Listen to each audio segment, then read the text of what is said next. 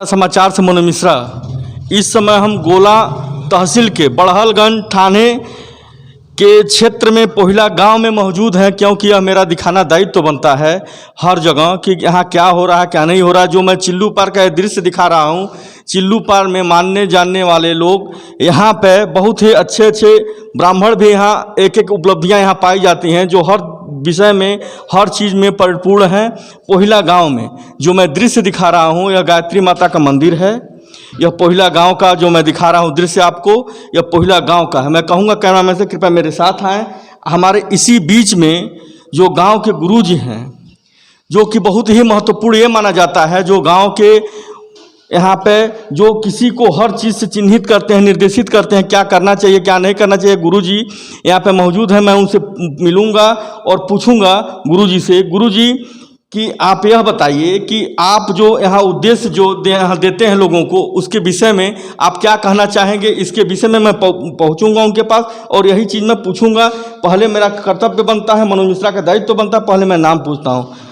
गुरुजी नाम बताइए अपना। हमारा नाम हृदय कृष्ण शास्त्री है। गुरुजी जी। मूलतः तो हम लोग सरजू पारीण यहाँ जो कई पीढ़ियों पहले हमारे बुजुर्ग यहाँ बस्ती से इटारी गांव से गए थे, और हमारे यहाँ राजा दिलीपपुर, जिसके कई पीढ़ियों पहले वहाँ पर तब राजशाही शासन हुआ करता था, उन लोगों ने हमको, हमारे पूर्वजों को वहाँ पर उचित स्थान दिया। और हमारे बुजुर्ग जो थे वो राजा दिलीपपुर रियासत के कुलगुरु हुआ करते थे। तो वहीं से हमारी परंपरा चल रही है, क्योंकि हमारा लोगों का जो मूल है वो इसी सभ्यता से आता है। उसी क्रम में जुड़ते हुए हमको लगता है कि इस क्षेत्र के जो भी लोग हैं उन सभी का क्रम में जो गुरु परंपरा है वो चल रही है। और उसी परंपरा का लगभग, मुझे तो शायद मैं जानता हूं कि हमारी 25वीं पीढ़ी चल रही है। और इसी क्रम में लगभग आज के समय में हमारे शिष्य परिवारों में 10,000 घर के आसपास, जो देश और विदेश में, भारत के बड़े बड़े सरकारी तंत्रों में बड़े बड़े ब्यूरोक्रेट, कई रिस्पेक्टेड राजनेता हमारे शिष्य परिवारों की श्रेणी में आते हैं। गुरुजी, आपका कहीं न कहीं वो विचार रहा होगा, कहीं न कहीं आपका श्रेय रहा होगा कि जो आज आपके प्रवेश में आपने बताया कि 25,000 घर कम से कम हमारे शिष्य हैं, और सभी लोग अच्छे अच्छे घर से बिलोंग करते हैं और अच्छे अच्छे पोस्ट पे हैं और अच्छे अच्छे राजनेता हैं। यह कहीं न कहीं आपका मार्गदर्शक रहा होगा। इसके विषय में कुछ सर बताएंगे। वास्तविकता तो यह है कि कर्म तो रहा ही है जी, पर मैं तो ये कहूँगा कि व्यक्ति जब पैदा होता है तो ये सत्य है कि बहुत सारी चीज़ें उसको विरासत स्वरूप मिलती हैं जी।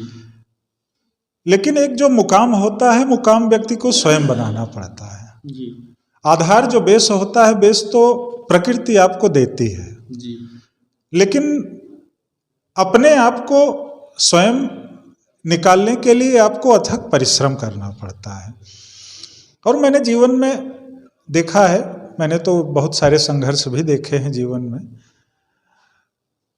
कामयाबी का कोई शॉर्टकट नहीं होता। मैं आज की नई पीढ़ियों को एक उपदेश देता हूं कि जो लोग ये सोचते हैं कि शॉर्ट टर्म में हमको कामयाबी मिल जाएगी या इसको करने से हमको लाभ होगा, ऐसा होता नहीं है। कामयाबी एक ऐसी वस्तु है कि जो आपके परिश्रम के द्वारा ही मिलेगी। ये कटु सत्य है किसी भी क्षेत्र में। जी, वो तो सभी क्षेत्र में ऐसा होता है। गुरुजी, मैं एक चीज़ आपसे पूछना चाहता हूँ कि जैसे आप सनातन धर्म के विषय में यह बताते हुए, दूसरी चीज़ आप ये बताते हुए कि लोगों को, समाज को किस तरह का उद्देश्य, किस तरह को गुरु की बातें माननी चाहिए, इसके बारे में बताने की कोशिश कीजिए। गुरु जो शब्द है आज के परिवेश में और थोड़े से समय में यदि इसको हम ये कहें कि इसकी व्याख्या कर सकें तो ये संभव नहीं होता। और संभव है भी नहीं, पर जितना सामर्थ्य है थोड़े शब्दों में मैं प्रयास करूंगा कि गुरु का अर्थ बताया जा सके। गुरु एक तत्व होता है जो व्यक्ति के पैदा होने के साथ ही उसका मार्गदर्शक बन जाता है। जैसे सर्वप्रथम किसी भी मनुष्य का पहला गुरु माता और पिता होते हैं जो आपको हमेशा प्रत्येक क्षण प्रत्येक समय पर मार्ग दिखाते रहे, वही गुरु होता है। यह एक तत्व है, या यूं कह सकते हैं कि भगवान के रूप में या गुरु के रूप में स्वयं साक्षात भगवान आपके साथ चलते हैं। हर स्थान पे गुरु आपको मिलते जाएंगे। किसी के माध्यम से आपका भी वो गुरु है। जीवन में आप देखिए तो जो शिक्षा के गुरु हैं वो भी गुरु हैं। राजनीति में भी देखिए तो बहुत सारे लोगों का अपना गुरु का एक बड़ा उत्तम स्थान होता है। ये कहा जाए कि भगवान के रूप में ही वह होता है। वो एक तत्व है जो समय के अनुसार और मृत्यु पर्यंत आपको हर स्थान पर गुरु मिलते रहेंगे। अभी गुरु जी के द्वारा यह कहा गया है, गुरु का मतलब ये होता है कि हर जगह जो है निर्देशित करे, अच्छे जगह पे शुद्ध वातावरण, जैसे कहेंगे ये कि धर्म में कर्म में हर जगह जिसको चिन्हित करे कि आप गलत नहीं करेंगे, सही नहीं करेंगे, जो मार्गदर्शक आपका करता है वही मेन गुरु होता है। अभी इनके द्वारा कहा गया है। सबसे बड़ी उपलब्धि तो यहाँ पे ये है कि आज वो अपना गांव ये धन्य हो गया जहाँ पे गुरु का पैर पड़ा है। पहिला गांव में अभी मंदिर पे भी गुरु जी के द्वारा वहाँ पे इनको सम्मानित किया गया। उसके बाद पहिला गांव में जहाँ मैं इस समय खड़ा हूँ गायत्री माता के मंदिर पे, यहाँ पर भी इनको उच्च कोट का दर्जा देते हुए पहले इनको जो ये है घर का निवाला थोड़ा सा चीखे हैं, उसके बाद से सब लोग अन्य ग्रहण किए हैं। यह मानवता अपने धर्म में, अपने हिंदू धर्म में अपने गुरु का सम्मान करते हुए बहुत बड़ा मायने रखता है।